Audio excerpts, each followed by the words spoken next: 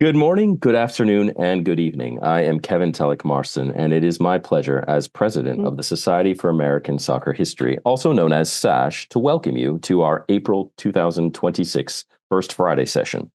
Founded in 1993, SASH works to promote, facilitate, and disseminate research into the rich history and heritage of soccer in the United States. You can find us best in two places: on the web at ussoccerhistory.org and on social media with our various Facebook, LinkedIn, Twitter, X, and Blue Sky accounts. Please do follow our First Friday sessions at hashtag FFSS and post about them so that we can repost from our SASH account.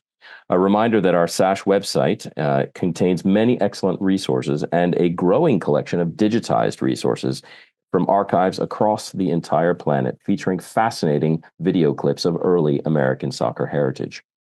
For that, we strongly encourage you to support our ongoing crowdfunding campaign to digitize more material and showcase U.S. soccer history. All of our sessions are available on YouTube and as podcasts. Thank you very much to Brian Korstadt. Indeed, thanks to our amazing volunteer membership for managing all aspects of SASH. Are you working on something that you might like to present at a future SASH First Friday? If so, then please reach out to the board. All ideas are welcome from current or future members to be. If a shorter format would interest you, or just to float some ideas that you're maybe not ready to present in a 20-minute session or so, then we also do organize shorter sessions with several speakers. If writing is more your thing, then we would welcome written contributions for our SASH website on all areas of soccer-related history. Reach out to us if you have any questions. For all members, please do send us in any newsletter updates so that we can feature that in our next newsletter. And if you're not yet a member, you can join SASH through our website, and we welcome new members with open arms and friendly feet. Please visit our website and just click on the Join SASH tab so you'll be eligible to receive our newsletter and all the benefits of being a member. Today, I would like to welcome our speaker, Jen Cooper. Jen Cooper is a well-known women's soccer historian and NWSL stats manager, and also a former SASH board member, known also on all sorts of social media as the Keeper. So she is SASH's keeper of history and statistics and information, particularly about women's soccer, but not only. And this summer, she will be working, as she often does, for big events, working support statistics for the Men's World Cup on a number of teams and working on their statistics and bios. So you will be seeing a lot of Jen's work that will be done in the shadows, but it will all be Jen when you hear commentators on Fox talking about the big names and the big players and the big games. So thank you very much, Jen.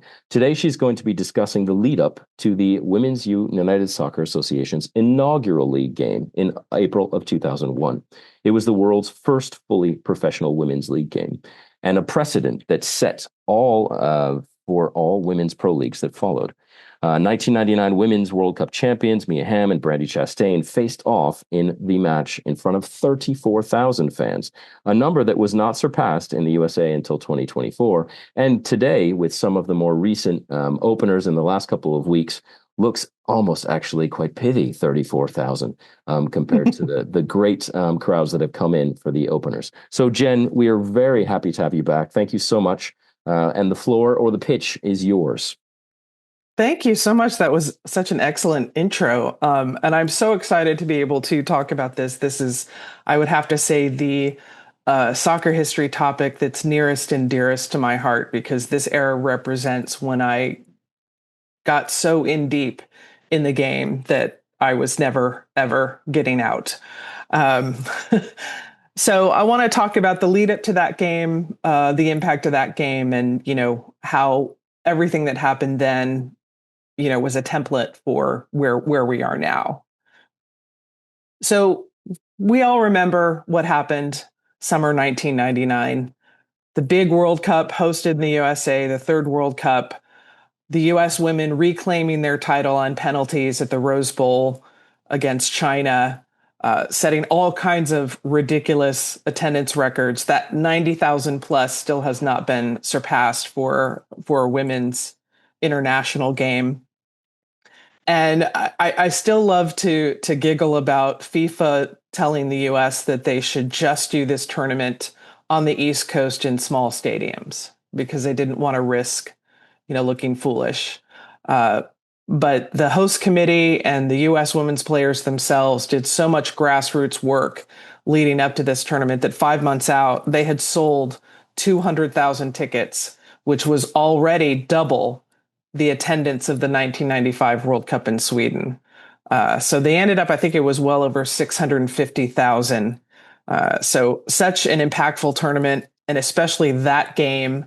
I don't think we would have necessarily had WSA or some things if the U.S. women hadn't won, right? But that was the icing on the cake that changed everything. Other offshoot stories from this is the U.S. women fighting with U.S. soccer to get new contracts. After that win, they didn't even offer new contracts. They just said, we'll just keep extending this small contract. And, they boycotted a few games after that. But anyway, back to this and WSA. So this was so big that it brought interest to the fact that, hey, we don't have a women's pro league, maybe based on these numbers, maybe based on this following, that a women's pro league is viable. There had been attempts a few years earlier to put a women's pro league together. I know Anson Dorrance was involved with that, but it never had financial backing or a clear organizational plan.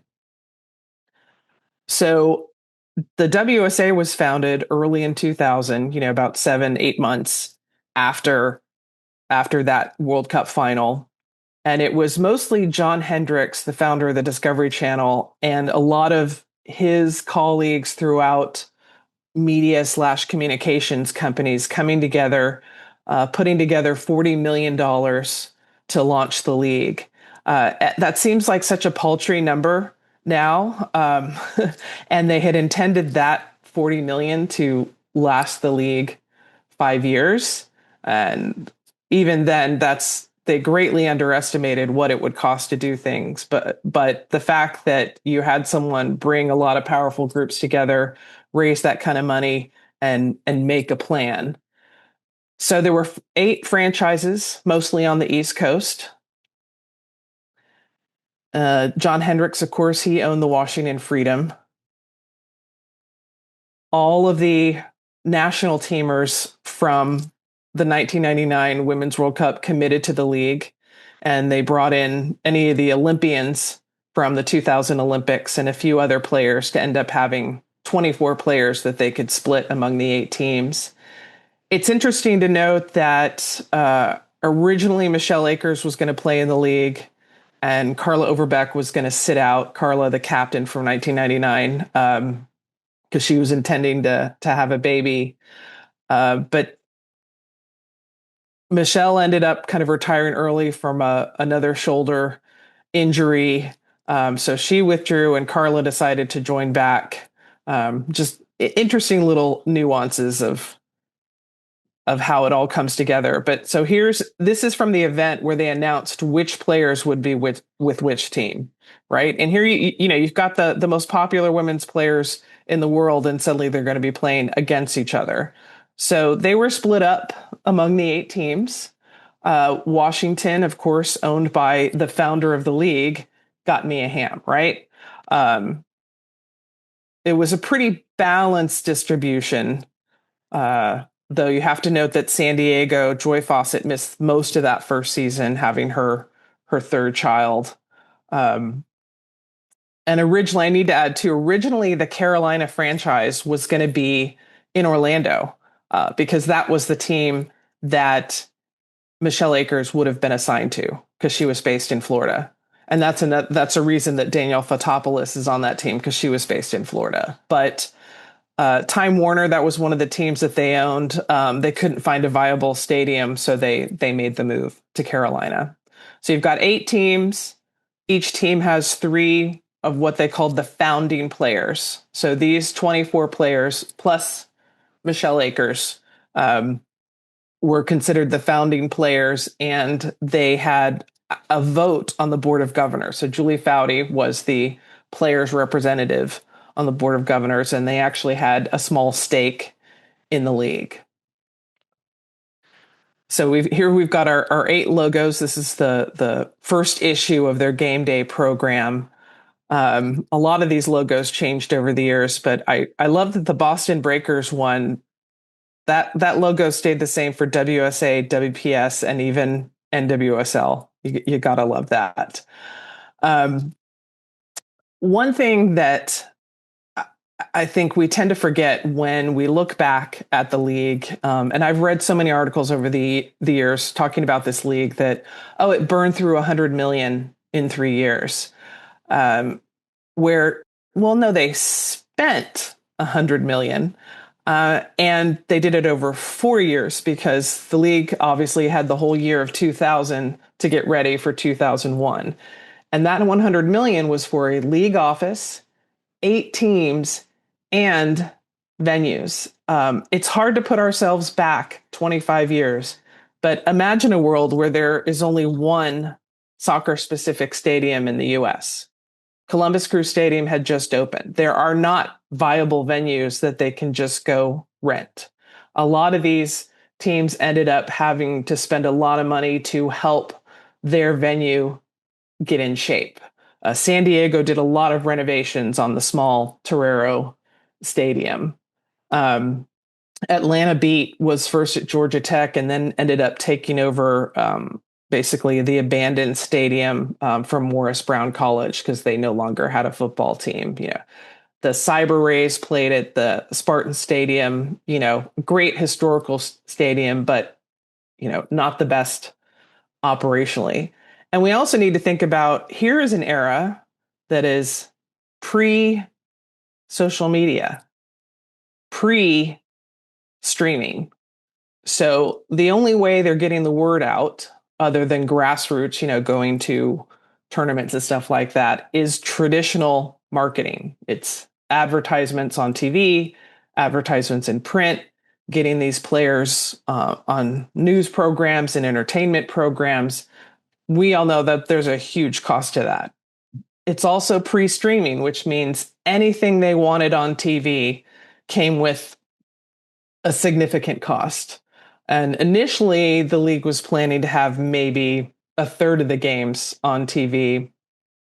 They ended up the first season, almost every game was on TV, not necessarily nationally, but at least regionally. They did have a national deal with TNT the first season. All the games were on. There was one game a week on TNT, and then they tried to get as many regionally as they could. Hold on a second. There we go. So the big game, the first game, and they only did one game that first week on Saturday, April 14th. Of course, it had to be Mia versus Brandi, right? So it was Washington Freedom versus the Bay Area CyberRays. I loved that all the teams, picked their own names, got to do their own kits, got to do their own sponsors. So unlike what we see with MLS today, where it's all Adidas, or NWSL, that it's all Nike, all of these kits were very different. And of course, a lot of the sponsorship was driven by, well, who's the star on the team? Mia's team, of course, was going to be a Nike team. Foulds' team, of course, was going to be an Adidas team. Christine Lilly's team, of course, was going to be an Adidas team. But I think it led to a better mix of colors, jerseys, styles. So this game on April 14th got billed up as Mia versus Brandi, Mia versus Brandi, Mia versus Brandi. And they did so much around this game. As we mentioned, over 34,000 for that opening game. They had Billie Jean King, part of the opening ceremonies, fireworks. They had every single one of the founding players there to attend the game. And I do have a couple of video clips. I'm hoping the sound's going to come through on these. Well, and this is in the Hall of Fame, the National Soccer Hall of Fame up in Frisco. Here are the game sheets from that game. I love that we've got the coach signatures on there. So you've got Ian Sawyers for CyberRays and Jim Gabara for Washington Freedom. some amazing players in these games, not just the US players that we know, but also CC playing for the CyberRays. She was tied for most goals at the 99 Women's World Cup. Amanda Cromwell, who went on to have a lot of coaching gigs. Michelle French, another one who coached for the US U20s. So many great Brazilians. Pratinha, Rosalie. Who else is on here? Kelly Lindsay, who was coach of the Afghanistan women's national team for a long time. There's a lot of history in these names. All right, here is a clip from the game itself. RFK Stadium, home of the WUSA's inaugural game, shook with 34,000 fans. From the emotional pregame ceremony through the battle of Mia versus Brandi, the Bay Area CyberRays and the Washington Freedom set the stage for a season of firsts and a season of history in the making. Okay, so that was, of course, JP Dellacamera. He called that game. He called a lot of WUSA. I love that he is still calling women's soccer. He calls a couple of NWSL games every week. And then here's a clip of the one goal from that game, which, oddly enough, came from a Mia versus Brandi interaction. Mia with a little room. Chastain will try to close. She got by for a second. Chastain caught up. And Sandra Hunt's pointing to the penalty spot. She called a penalty kick. And the CyberRays cannot believe it. First penalty kick in WUSA history. Will it be the first goal? Pratinha will strike it. Pratinha with a goal!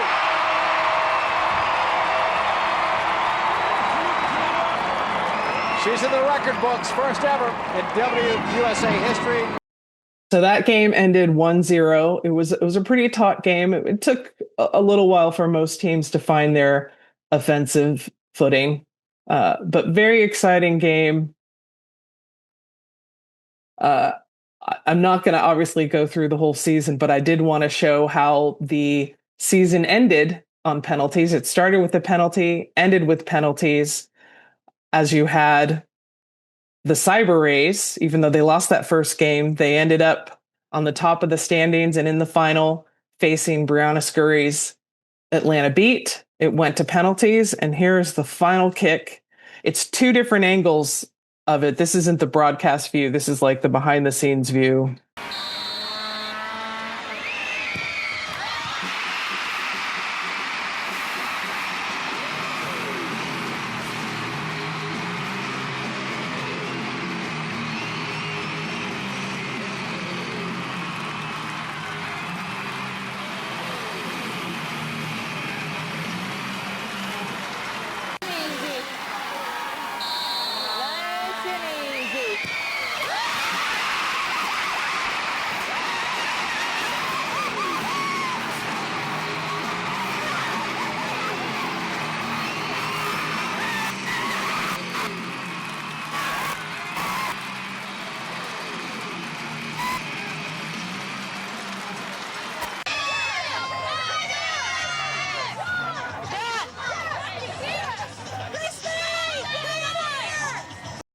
All right, so that was an amazing season. I also remember that Brandi Chastain went on David Letterman early in the season when the CyberRays were sitting at the bottom of the standings, and she said, "I promise you we'll be in the championship game." And they were. And I heard reports of that game that was played at the old Foxborough Stadium that there was a regular PA announcement of said, "David Letterman, your tickets at will call. David Letterman, your tickets at will call." Anyway, one of the things that I wanted to point out about the WUSA is a lot of the people that got a big boost career-wise from that league. One really obvious one is Pia Sundhage. She was assistant coach for the Philadelphia team for the first 2 seasons. And then she was head coach for Boston Breakers for the final season in 2003. And they ended up having the best regular season record. So we all know that she went on from there to coach many, many national teams. But then on the player side, that window, that 3-season window, opened up the national team ranks just enough that we got blessed with Shannon Box and a few other players who would not have made the national team otherwise. Pre-WSA, pre any league, unless you were getting a call in, at the college level and carving out a space for yourself, once college was over, your chances of making the national team were basically zero because there wasn't a place for you to play. You could go to Europe and play in the semi-pro leagues, but it's not like the national team coaches would have been able to see that. And we have to keep in mind too that the national team, one of the reasons it was successful for so long is that it kept this core from a very young age. The Mia, Julie, Joy, Carla, Brandi core, they all started very young. They stayed together. It was very hard to carve out a space beyond those players, right? So there's almost a generation that just didn't get a chance because of that, because we had no way to have a player pool. So Shannon Box played all 3 seasons in the league, was one of the top defensive midfielders. She ended up getting a call in to the national team in the final camp before the 2003 World Cup roster was named. And she made the 2003 World Cup roster without ever having been capped by the national team. And if that window hadn't have been there, here's someone who ended up winning 2 World Cups, 3 Olympic medals. She was one of the few Americans named to FIFA's All-Star team when they did a FIFA All-Star game for women in 2004.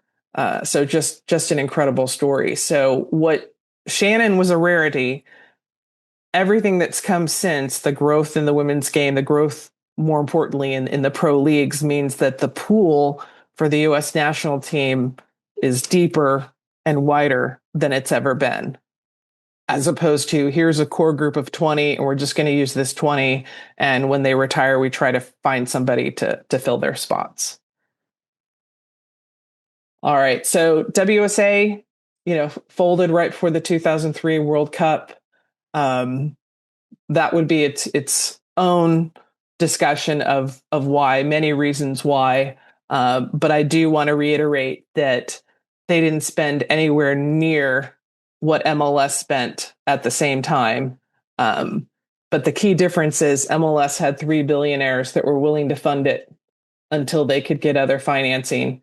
And WSA was just not that lucky to have some billionaires backing it. But we did see another league come about a few years later, the Breakers returning. So you originally had 7 teams, and then Atlanta Beat and Philadelphia Independence joined later.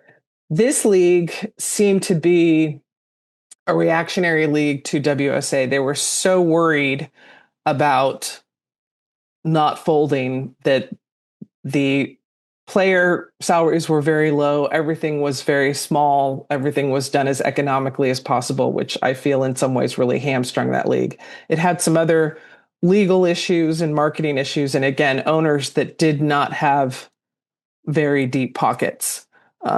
So this league folded after 3 seasons too.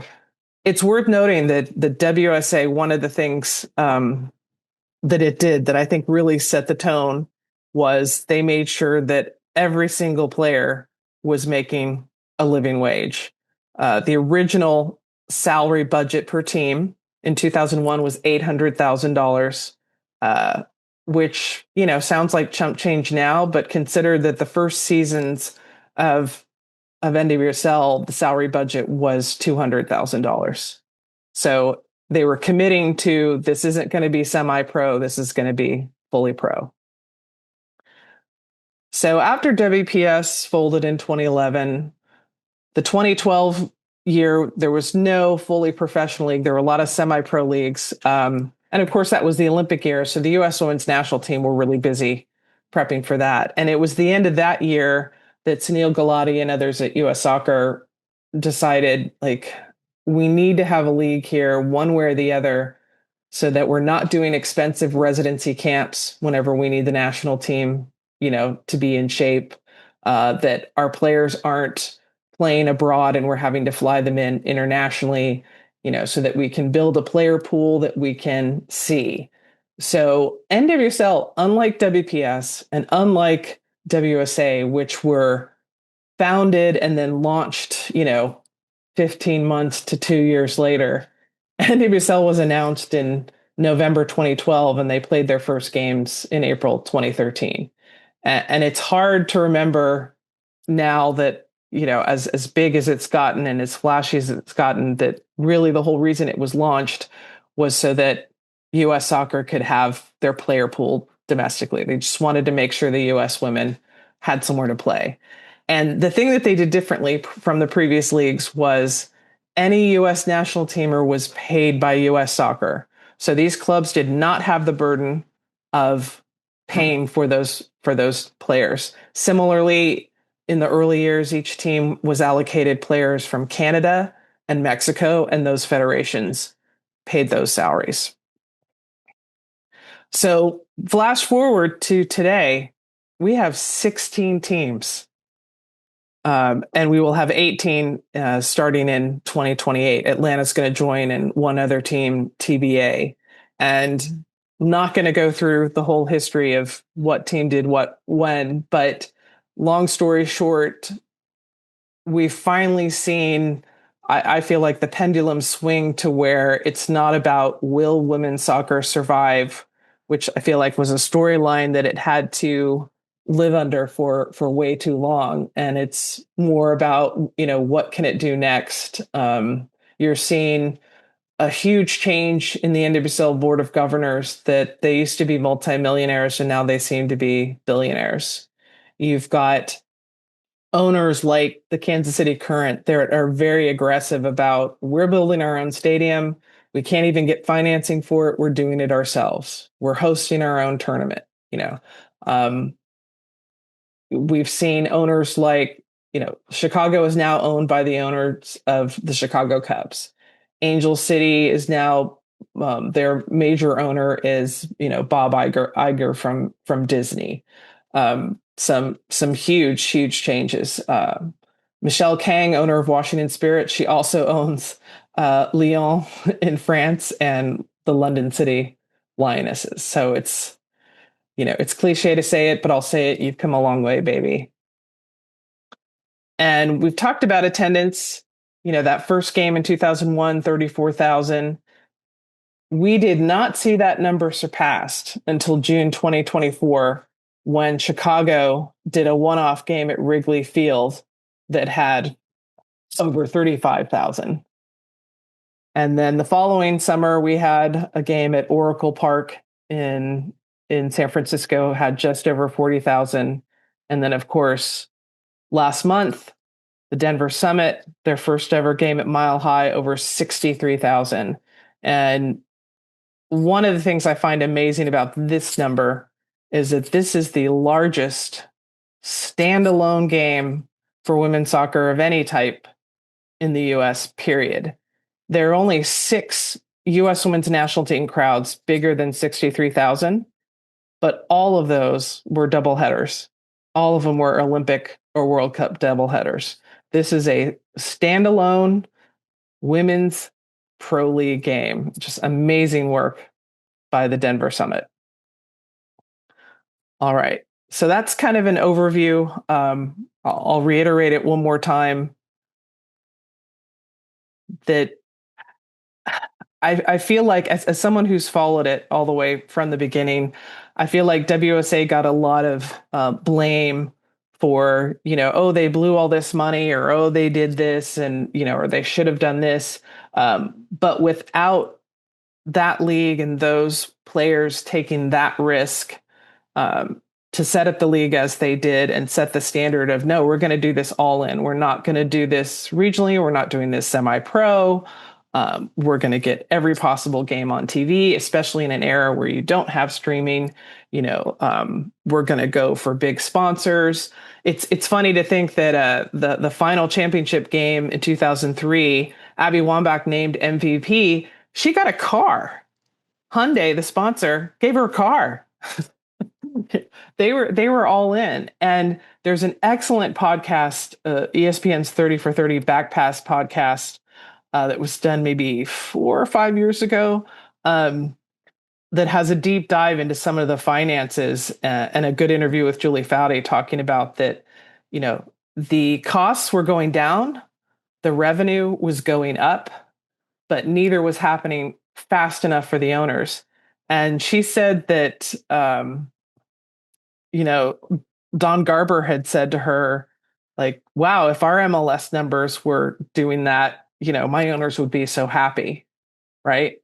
So a big difference between WUSA not lasting past 3 seasons and MLS lasting is deeper pockets and patience. So I'll end with that and open to any questions. Thank you so much, Jen. That was really, really a wonderful whirlwind tour from the 2001, and then bringing us up to today. And you've touched on so many fascinating points, and some dichotomies and paradoxes. You finished on the sort of economic one, and I think that's maybe an interesting place to start. Because isn't that, I don't know, and I'll throw this open afterwards, but I'm just so curious to just pick up on that last point. The peculiar economics of soccer and women's sport in general. You started from, they burned through $100 million, right?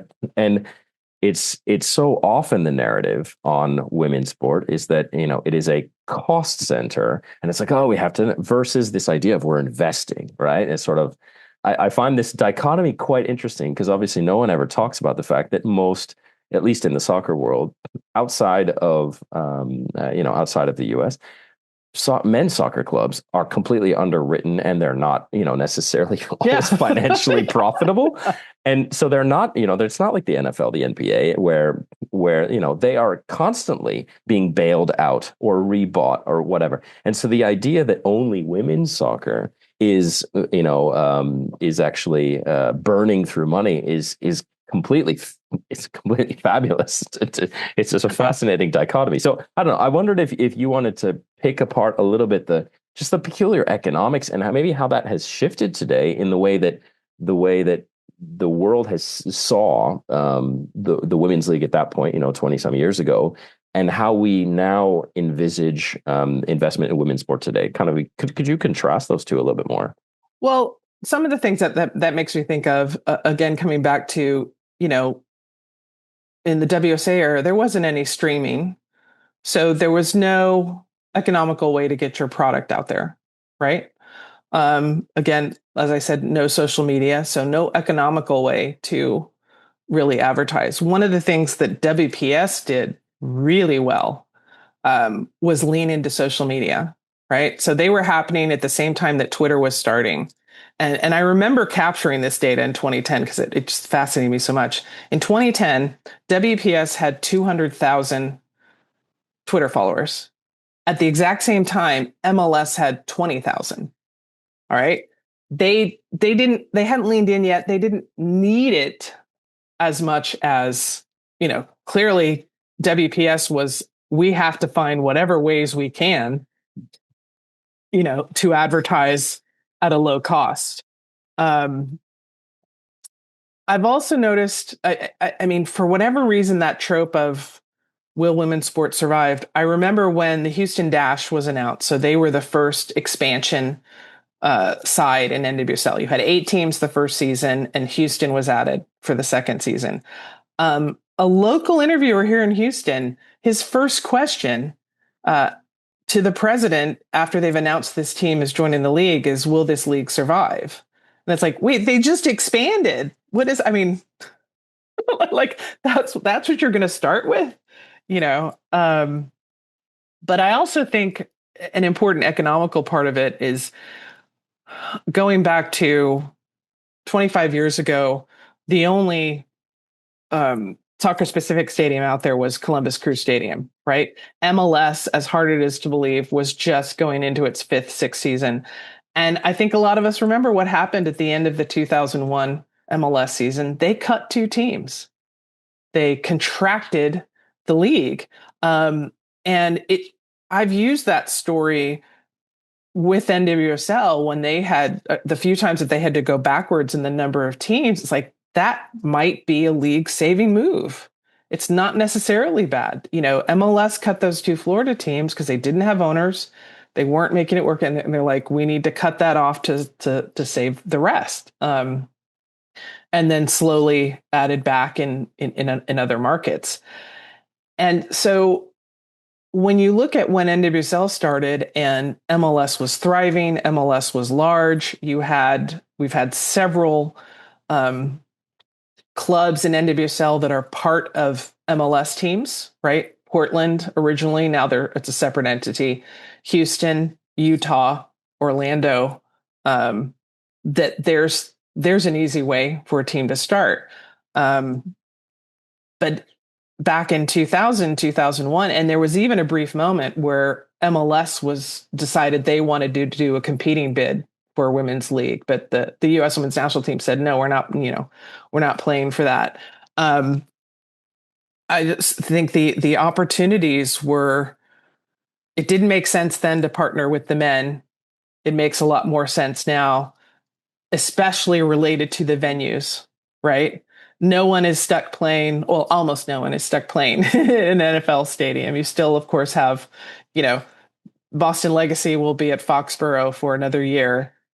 Seattle, now that the Sounders bought that club, well, yeah, they're playing downtown in Lumen Field. But your choices for venues are so incredibly, incredibly different. And as the European side of it has grown, I think we've really seen post 2019 Women's World Cup, where you saw England do really well. And then, of course, they won the Women's Euro, and then Spain winning last time. So it's like the investment on that side has, fulfills the whole rising tide lifts all boats. So you're starting to see the competitiveness of, well, they have this, so now we need to have this as well. So I know that touches on just part of it, but that's wonderful. Thank you so much, Jen. There's a lot more, and I think we can certainly explore also maybe some of the player dynamics. You picked up on the governance and how players were, centrally paid and all that. So we'll pick that apart. But I see that Tom has his hand up. So Tom, will give you the floor. Make sure you turn your camera and remind us where you're connecting from. I am here in London, and you answered part of my question just there, Jen. I wanted to get that relationship between, the professional league in the United States and, the women's soccer league, Super League here in the UK. And I'm a season ticket holder at Arsenal, and they have kind of a one club model. There's not complete equity. Don't get me wrong here, but on the website, the banners outside the stadium, the use of the field, there seems to be, a trend setting there of, kind of one club, two teams or multiple teams. And how is that, working, with what's going on in the U.S., right? I mean, I see it a bit of an arms race. Look what we're doing. We're tapping into these century-old clubs and their history and heritage. I just love your comment on that. Thank you. Well, I think that's one of the interesting things about, American women's soccer compared to, England or even Mexico, where they've got clubs that are older than 100 years, brands that have been known forever. So it should be an easier sell, right? Like, oh, I'm an Arsenal fan. It's an Arsenal team that happens to be women. It's a natural partnership thing, right? I feel like Mexico has gotten over the gender hurdle quicker than England has, even though there's so many similarities between these countries and their love for soccer, that it is the dominant sport. It is the macho sport, however you want to call it. But for whatever reason, I've seen that the barrier doesn't seem to be as big on the Mexico side. When Tigres versus Monterrey play for the women, it's 50,000 people showing up, right? It's the same jersey. They've really built something great there. For whatever reasons, culturally, socially, maybe financially, maybe it's because there's more money at stake on the men's side, right? For the English clubs, especially when you factor in Champions League. But it is not uncommon anywhere, even in the NWSL clubs that are part of an MLS club. It is not uncommon that the women's side has less. Now it's weird to say, but I'm not always opposed to that, if that makes sense. That like when the Dash came around about a decade into the Dynamo's history, there were some fans was like, they should have everything that the Dynamo has. And I've held like, as someone who had been around the Dynamo since the club started, it's like, it took the Dynamo a long time to get all these things that they have. They were, at a university facility that they were just renting for their first 6 years. They had to move out of the locker room after every game because they weren't allowed to leave their stuff there. Their practice facility moved around. It's like, it doesn't happen overnight, right? You can't just flip a switch and we have all these great things. That being said, I haven't seen that many teams that actually have a plan for, okay, over these next 5 years, this is what we're going to do to improve our women's side or our resources for women. One of the striking things about the Kansas City Current, and again, they're independent, is they have just gone all in of we're building our own stadium. We are building our own training facility. Their own training facility is one of the base camps for the World Cup. Right now, during this FIFA break, they are hosting their own tournament, and they actually paid to have it televised. So it's actually on national broadcast TV. You don't see a lot of people going after that. I also do want to shout out Michelle Kang, as I mentioned, owns multiple clubs. She's come in and set the bar higher of there's no reason not to invest at a high level. There's no reason not to, take this potential and do something with it. And when I look at how far the Washington Spirit have come, they started off playing in Boyd's, Maryland at the Maryland Soccerplex, which hosts 5,000, right? No covered seating, there's no really stadium. It's just, nice little stands. And they moved permanently, starting with 2022 was the first season where all their games were at Audi Field. And they now have one of the highest averages in the league. And it's incredible to go to those games. All the fans are dressed for it. All of them are into it. They're all chanting. Their supporters group is great. It's one of the best, soccer environments in the country, and that was the commitment to, we can't just have this be way out at the suburban little soccer park. This needs to be, much as MLS learned with, okay, the venues need to be downtown on mass transit, amenable to fans.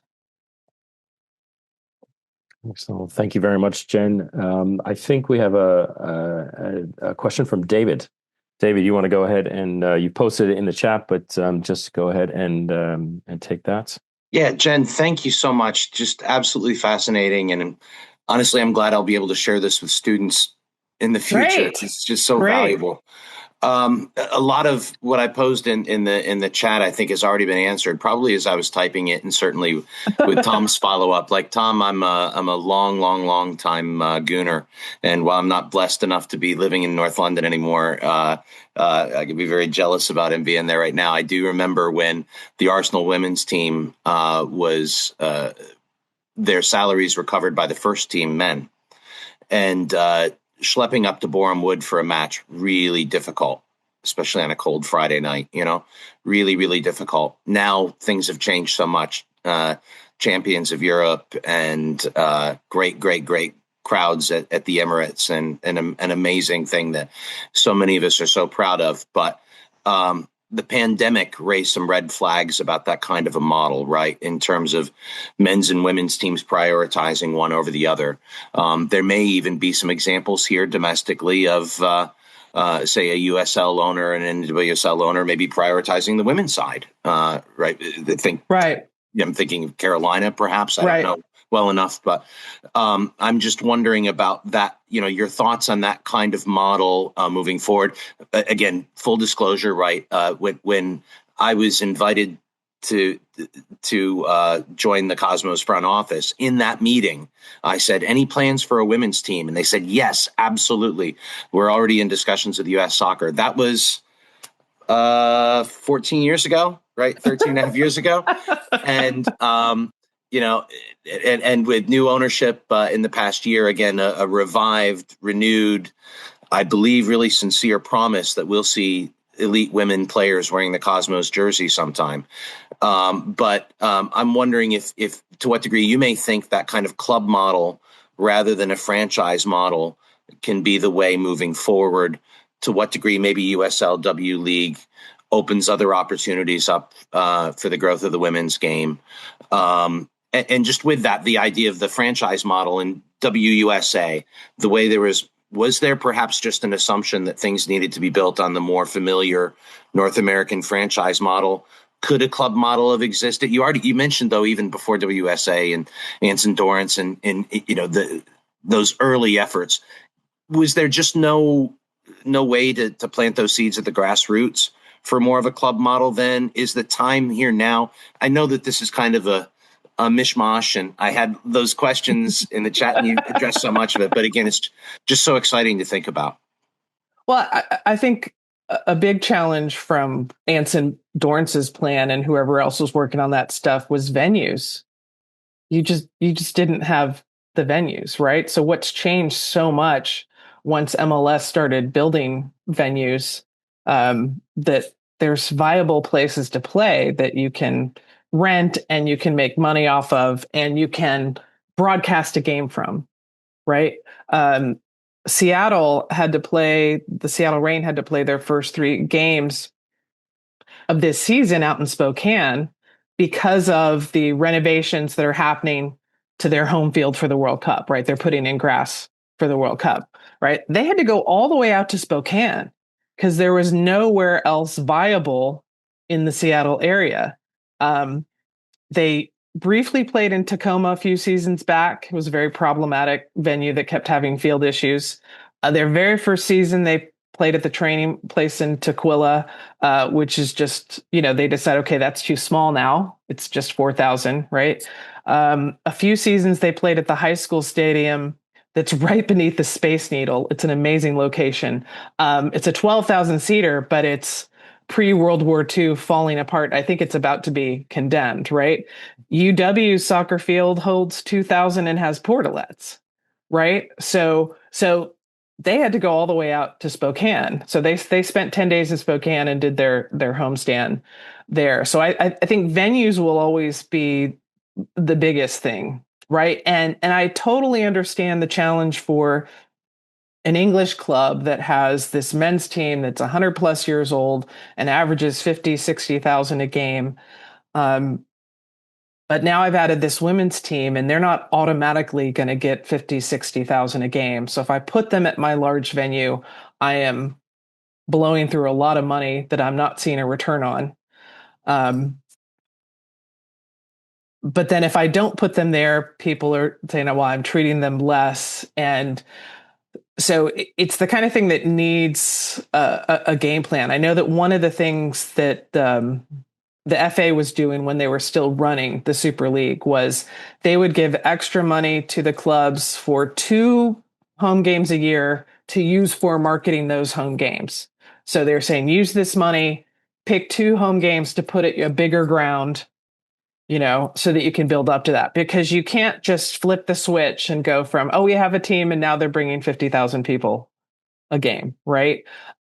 We've seen incredible crowds for the English women's national team, right? I think they've already sold 70, 80,000 tickets for their qualifier against Spain that's coming up for Wembley. I really wonder how much the FA, especially now that they're not very involved in the league's promotion, how much they're letting the league promote through that, how much they're sharing the information. This was one of the things that used to drive me crazy in the early years of the Dash. The U.S. women the U.S. women's national team would have a game at the Dash Stadium, and U.S. Soccer would not let them have any signage, activation, anything in the stadium. They would not share the emails of tickets sold. They, it's like, and that was at the time when U.S. Soccer was running the league. So it's that, I don't know, just refusal. I don't know. Not sure how you break that down, but I think it's gonna be a tough battle to get all these women's clubs into those big stadiums without building up a following first. After the England women won the Euro in 2022, they saw the Super League attendances triple, but they went from 1,000 to 3,000 a game. Right? I can say, oh my God, the attendance tripled. It's like, yeah, but that's still not enough to, now, whenever they've had these one-offs, they've done well. But usually most of the big crowds we're seeing for European women's soccer are FA Cup or Champions League, right? So they've got different entities promoting them and a little more history and meaning to them when this is just another league fixture. This is just another league fixture. It does take some work to convert a fan who, say likes to follow the U.S. women's national team, and they play 15 times a year maybe. And if you're lucky, they're in your town once. So you're just watching on TV. Convert that fan to the week in, week out. It's a 30-game season. Half the games are at home. For better, for worse, this is your team. Even the first season of the Dash, it amazed me that there were fans that didn't seem aware that the Dash played away games. Right, because it's not. You've had a lot of people come to women's soccer as it's their first sport that they are fans of. So, where for me, I came from the men's side of it, all these things I already knew, but so I had to, reset my mind, like, oh, okay, if I'm totally new to this, how does this work? So that, again, it's a little bit of everything, but yeah, happy to keep taking questions. Thanks. Thank you so much, Jen. I think Sean, you're up. No, yes, Sean, you're up next, please. Thank you, Sean. I'm on Long Island, New York. Jen, this has been very informative. I've been involved in the soccer since well before even the women's national team came to be. So a lot of these things that you're telling me, yes, absolutely spot on. One thing that you touched on a few times about them not burning through money. When you're in a smaller league that's not doing so well, yet you continue to rent space in the very expensive parts of Manhattan, that's a mistake. Sorry, I'm also in real estate. You don't do that. You get out of that lease, however you need to do it, even if you have to kill that company and make a new LLC, because that's just prohibitive. It's great to have, but if it's not working for you, you're wasting, you're throwing away your money.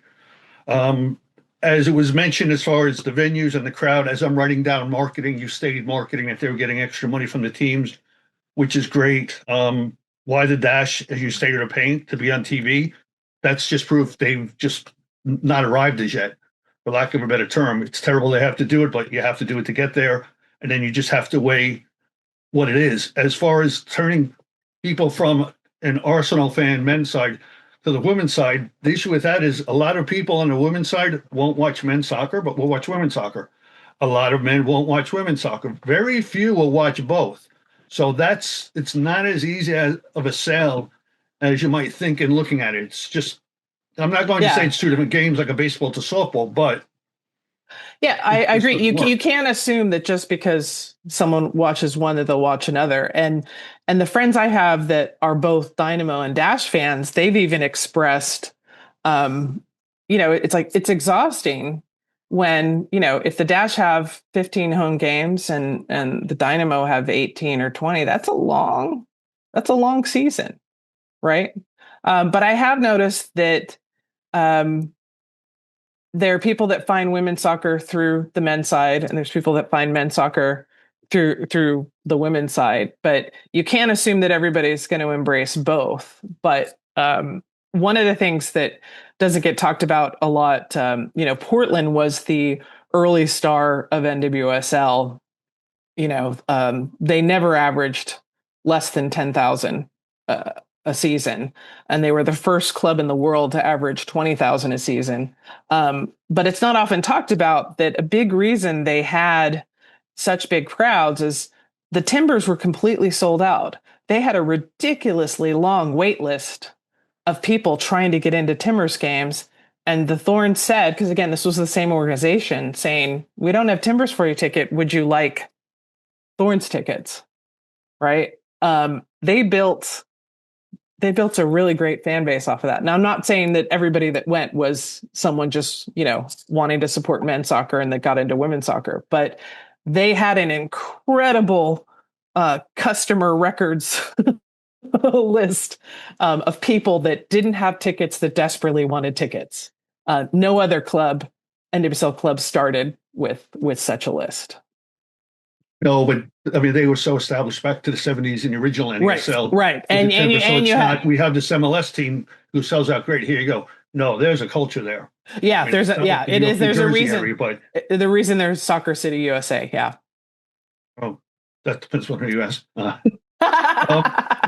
Now, as far as the crowds, you're saying that and you mentioned Tigres specifically, which is interesting because 2 seasons ago, the defending champion Gotham were taking on Tigres in a cup game rather. It's 1,500 people in the place. So that was, I don't understand that. I mean, they're drawing in Mexico, but Mexico, Europe, and even here, there's absolutely a gender bias. It just came out that teams were being videotaped. Of course, the infamous kiss with the Spanish team, the NWSL issues, which all hurt them. And one thing that you really nailed on the head, I believe it was during the WPS days, Jim Guevara, while coaching whichever Washington team it was at the time, they played at St. John's University. So I'd gone there, I'd manage a men's soccer team. I set up that I could give them a barbecue. I said, there's one caveat. My niece and nephew must get autographs. Great. He was so happy to do that because not only did it save him time from stopping on the road, but more importantly, it saved him the money of paying at a restaurant. So, all right, here's some sodas, some frozen meats. Jim, I can't cook on a barbecue. Can you? Yep. So I have the cook telling me who's the coach, right? Thanks. You're saving us money and time. So, I mean, yeah, they were probably doing other things that may have hurt them, but the money just, whether it was there or not, it just wasn't being spent. So when it comes down to meals, it's not being spent. So well, and one of the things you mentioned about New York real estate, that reminds me of, the very first year, first years, 2000 and 2001, WUSA had its league office in Manhattan. So one of the cost-cutting measures they did in 2002, they moved their league office to Atlanta. Right? Like you don't need to have there's no intrinsic value of having an office in Manhattan other than, prestige, and they didn't have the money for prestige. So, that's one of the things that's really important. And that cup game, do you know, was that Summer Cup or was that the CONCACAF? I believe it was a CONCACAF Cup. Yeah. It was not Summer Cup, no. Okay, it was CONCACAF. Because I know that some of the clubs that have been in CONCACAF, they don't necessarily include those tickets in their season tickets, and I don't understand why. Right? Because then it comes down to the dollar. They want to sell another ticket.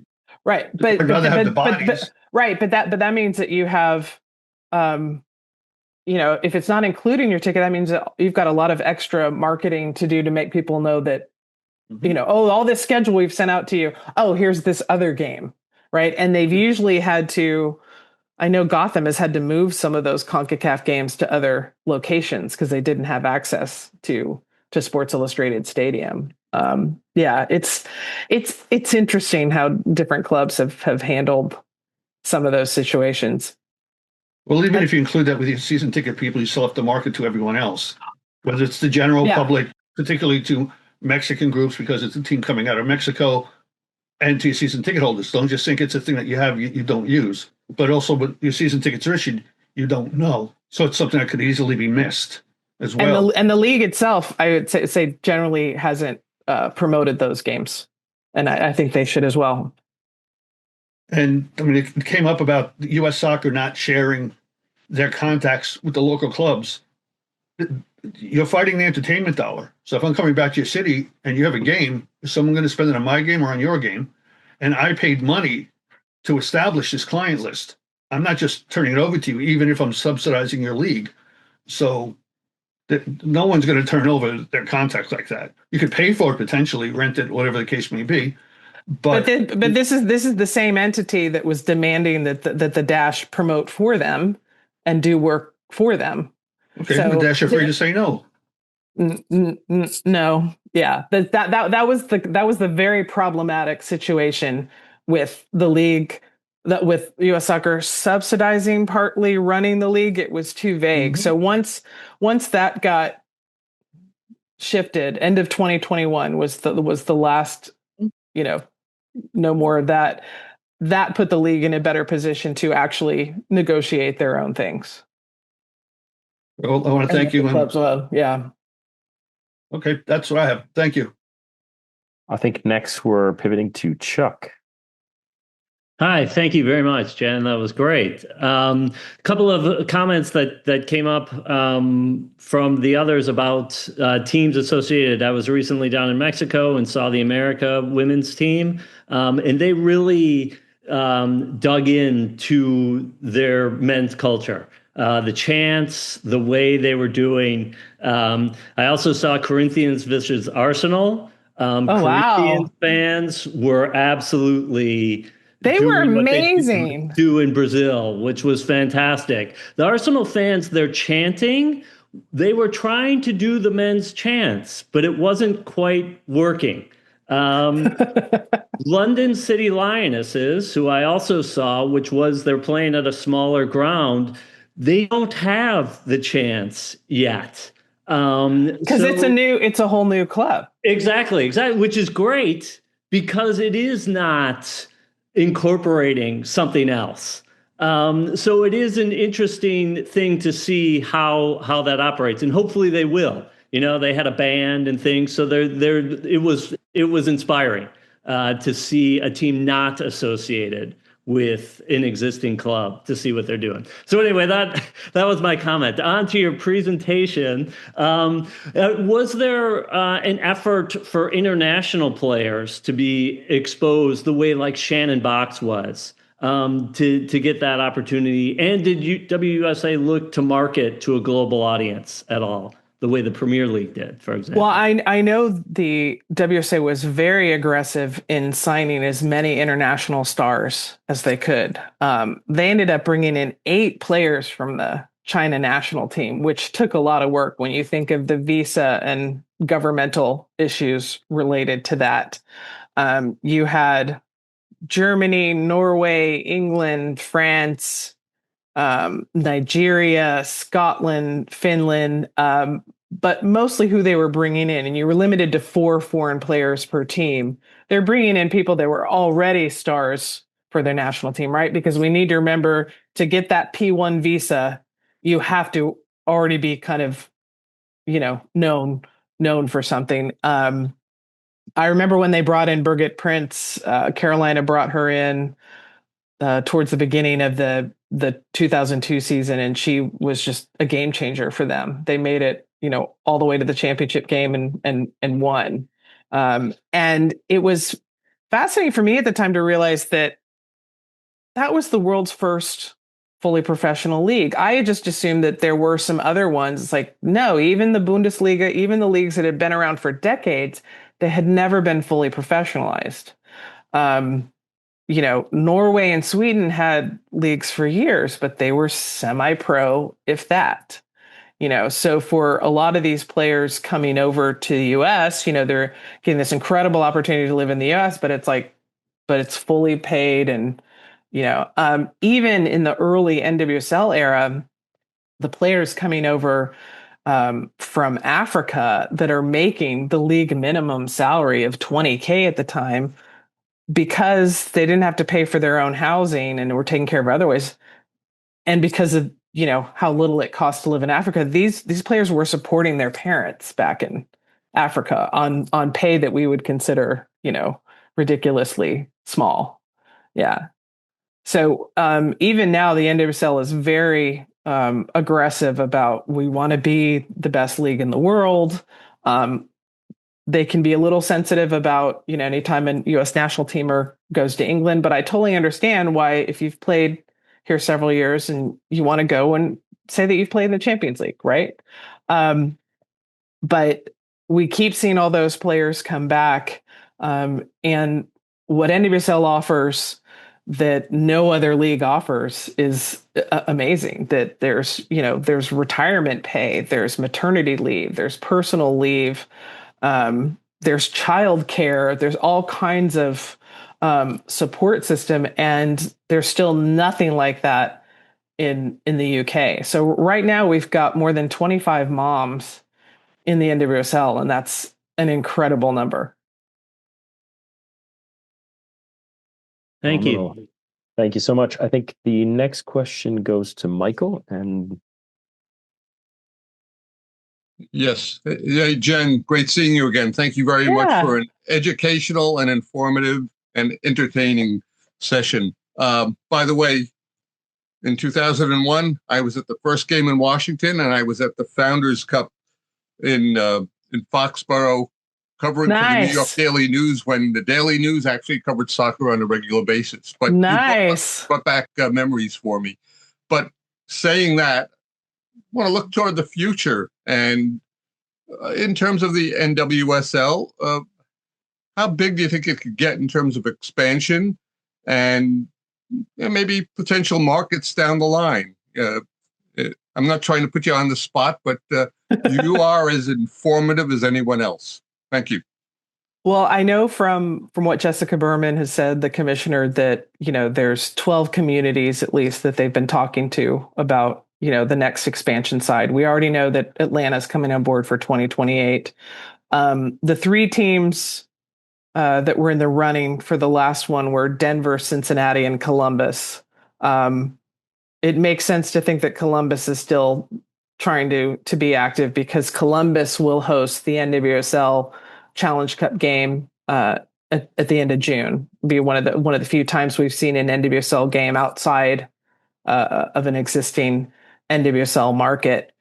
I think the commissioner said something about after Atlanta and team number 18 that they'll probably slow down for a little while, and I think that makes sense because the growth of the game, not just NWSL, but what we're also seeing with USL's Women's Super League, what the growth of the W League, the growth of MLS Next Pro, all this stuff. I feel like things are growing so much that we don't have all the infrastructure, whether it be people or player talent or available venues or whatever, that needs to catch up, right?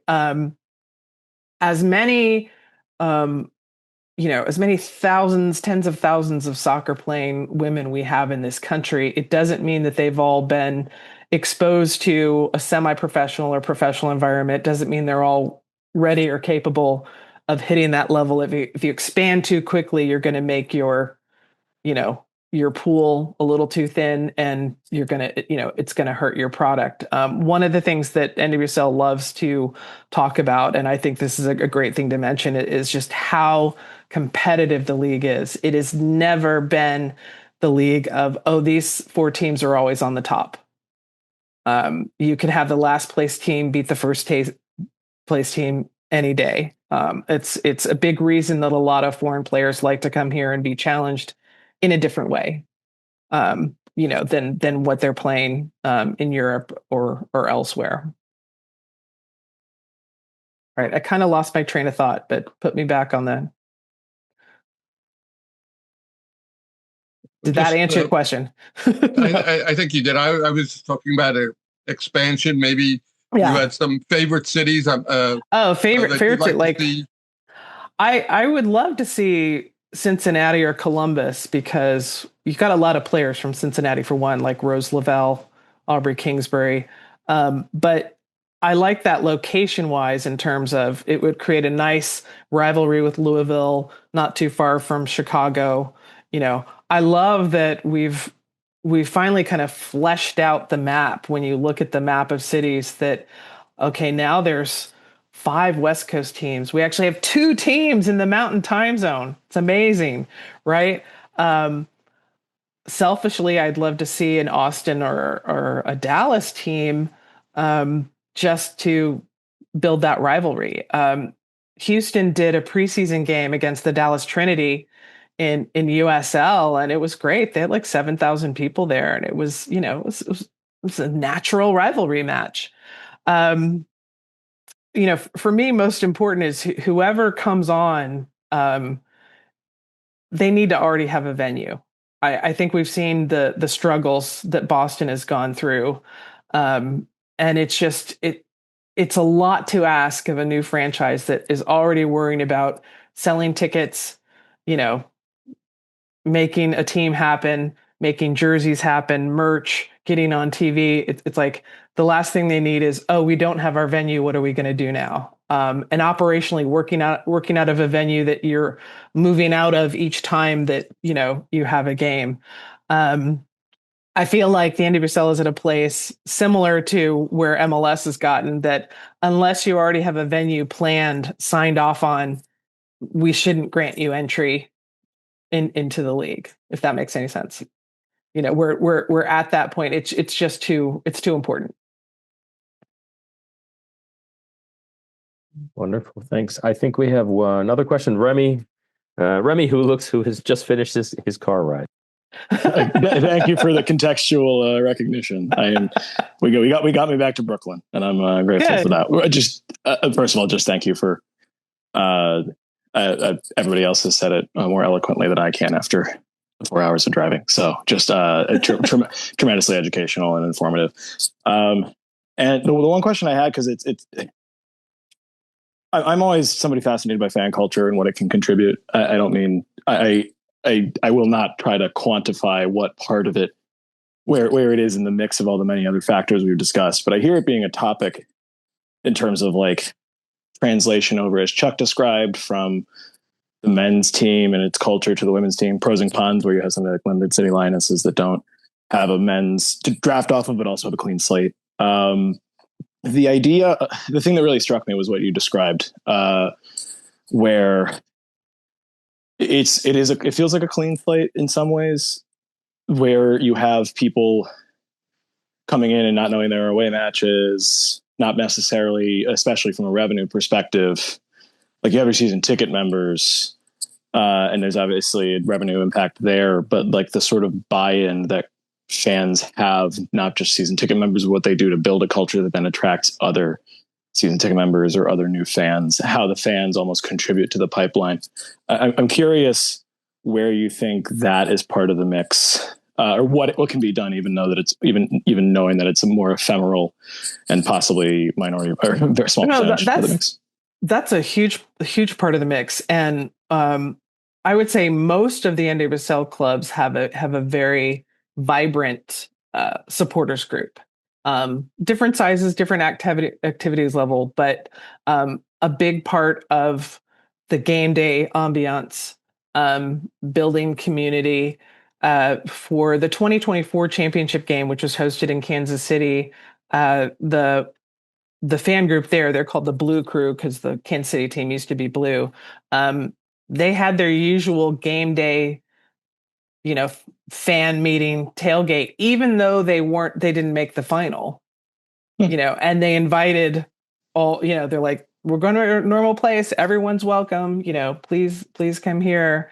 The Spirit Squadron at the Washington Spirit games, they take up the whole end zone now, right? So if I were going to my first game and I lived in DC and I saw that, I'd be like, I want to go hang out with them, or this is so much fun. It's a great phrase. Nothing attracts a crowd like a crowd, right? Yeah. So the better the ambiance are at these games, the more that then people want to come back. You've got the really hardcore fan groups that will make tifos for game, and Portland has had some great tifos. Angel City is starting to get into that mix, but like I said, not all the teams' supporters groups are that large or that organized. But one thing that kind of made me happy last year when the league announced that they were doing a partnership with Alex Cooper and her her drink is Unwell FC, and they were going to start an Unwell FC supporters group that would have sections at different games. And I know what the league was trying to do, right? They're just trying to sell tickets. They're just trying to market, right? But I was kind of pleased that the fan reaction from all these supporters group were like, what are you talking about? Like, we have supporters group. Why would you make a league-wide supporters group? This isn't about just randomly going to a game. This is like, no, you got to choose your team. You know, much like with the rest of what you're describing, I feel like, much like with the rest of what you've covered over the last nearly hour and a half, like, I feel like that topic I would love 2 hours on from you, because the idea that it's organic and that the organic nature of it is there, but that the audience is different than maybe the soccer establishment recognizes what they can pull in. How that pulls in a men's soccer fan is quite different from how that same sort of pathos can pull in a women's soccer fan. And I just, it's a topic. It's great to hear you say that it's there and growing, and that there's maybe some degree. And that there's always been this assumption that the women's game, it's either little girls or it's only women's fans. And I'm sorry, since I've been watching since the mid-90s, it's almost always been adults, many of whom have dragged their kids along. But when we think about how we market men's sports in general, we market to men. Little boys grow up going, that's what men do. A lot of women's sports we have marketed to girls. So girls grow up going, that's what girls do. So when they grow up, they don't, they're not. Yeah. When you think of 17 magazine, that was never marketed to 17-year-olds. That was marketed to 13, 14, 15-year-olds that want to be 17, right? When I ran a soccer store in Houston for 7 years, including time that the Dash started, and I figured out, because at the time, the league had almost no licensing deals, so I was able to get all the pieces to make jerseys. Right. So I was selling custom Dash goalkeeper jerseys and shipping them internationally, right? Because all the games were on YouTube, so anybody could see them, right? Wow. I was selling custom Dash goalkeeper jerseys to Singapore and Sweden and Mexico, right? And the 2015 World Cup, I realized how to make that same custom kit for the U.S. women. Because again, they were still wearing a stock jersey. They don't wear stock jerseys anymore. But I could get the stock jersey. I could get a U.S. crest. I could have our embroiderer add stars, and I could get the authentic name set to put on the back. Right. So it took a lot of work, and I charged $130 for it. But I sold $30,000 worth of custom U.S. women's national team goalkeeper jerseys in the 3 months following that World Cup. And not a single one of them was smaller than an adult large. Wow. Yeah. And that's, I think there's this assumption. It's like, oh, it's only women, or it's only kids, or it's only people that have never followed sports before. No, it's all over the place. When the Dash did a customer demographic survey after its first season, they found that more than 50% of their season ticket holders were couples with no children in the home. Either they did not have kids yet, or they were empty nesters whose kids had played soccer. It's a sad mistake to hear about, but I'm very grateful to hear it in such detail, because your lived experience shows that there's an untapped audience out there. You hope somebody figures it out. Thank you for sharing all with us. Well, but I'm seeing it like Denver figured it out. Nice. Boston is figuring out, but of course, Boston had a lot of great history that's been pent up. Denver's had some history too. What'll be the proof in the pudding for me is how Denver fares over this season. But so far, they seem to be doing everything right. You love to hear that, and I'm grateful to hear it from you. Thank you a ton for all this. Hey. Outstanding. Well, thank you so very much to everyone for your questions. It would be remiss. Thank you so much to you, Jen, for coming on and speaking with us again. You're a regular contributor to SASH, and we hope to have you again soon for another. And I will share the link with you for the podcast that Julie Foudy did for ESPN about 5 years ago about the WUSA, because it's fascinating. Please do, and maybe we can post that in the show notes for the recording. So thank you again very much to our speaker, Jen Cooper, for an excellent and informative session today. These sessions like these really help stimulate future research into, in this case, women's soccer history. And we wait for someone here, or perhaps a future SASH member, to build on this and deliver another session, maybe next year or the year after. A reminder to tune in for our next SAS session on Friday, the 8th of May. We will have the pleasure of welcoming Dill Porter from the UK, who will be speaking about the fascinating topic of town twinning and soccer tours between Worcesters. So Worcester in, I think I'm pronouncing correctly, Worcester in Massachusetts, and Worcester in Worcester, England. So mark your calendars, and we will see you here next month at the Society for American Soccer History, which is your home for preserving the heritage and chronicling the history of the American game. So thank you very much, and see you all next month.